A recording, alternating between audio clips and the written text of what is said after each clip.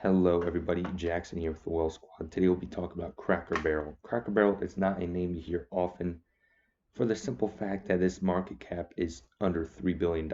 You put that into perspective with a company like Apple, whose market cap is 2,000 billions or 2 trillion, and this is 2 point something billion. So less than 3 billion, a fraction of any major company in the top 10. So just looking at Cracker Barrel, we could see a bullish channel, right? We see higher lows. Each low is higher than the last, and higher highs. So in the longer term, we will see this stock continue to go up in this path until one day it will break it. Now, how we make money in this is to assume that this will not be that day. So let's pull out that moving average that I so much love. Give us some advice, give us some context into what we're looking at here.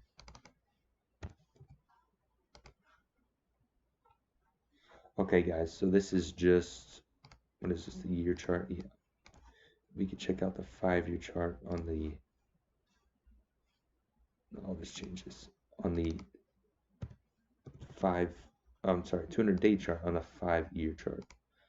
Now that gives us some context. Okay, so ever since COVID, minus a short while there, we have some catching up to do. The 200-day moving average is above what we actually are trading at, and it's actually 200 week. Each candle represents a week, and this represents the last 200 weeks, right? So that's how that gives meaning. However, that is trading at 134. We are currently trading under 100, so we have a 34% climb in order to hit that price. Who knows if that's going to happen? We're not worried about that. What we are worried about is this trend to continue. So we go back to 100 or even 50, and you can see we are under that moving average. Now, what I would assume for everyone watching this is what they hope to do is right here. Right here. Here we go. So we want this right here. We want, that is the buy zone. Okay. Now, same thing, except I'll just do a regular rectangle here. That is the sell zone. Sell zone 125, buy zone 95, right? Let's make this look a little bit better. So you want to buy here, you want to sell here. That's the game plan, right? In the meantime, you could collect this dividend check of $1.30 per share, and that's just quarterly. And let's say you own 100 shares, you can start selling covered calls on it as well. So let's actually look at the stats. Let's look at the business behind the stock.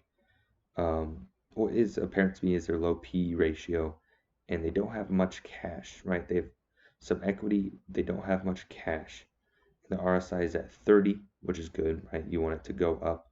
A lower RSI means a better risk to reward ratio, actually. But what's also important if you are wanting the stock for option income or selling covered calls is the beta here at 1.3.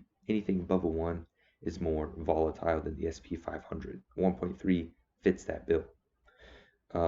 Besides that, growing EPS, not so much this year. They had a pretty bad earnings report.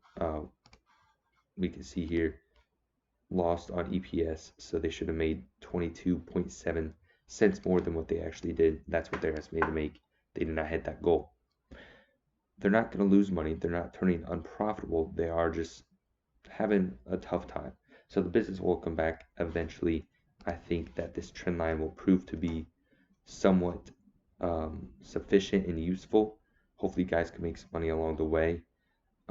Besides that, that's the video. I hope you use this, and if not for Cracker Barrel, then for another stock that you see the same type of trading pattern with.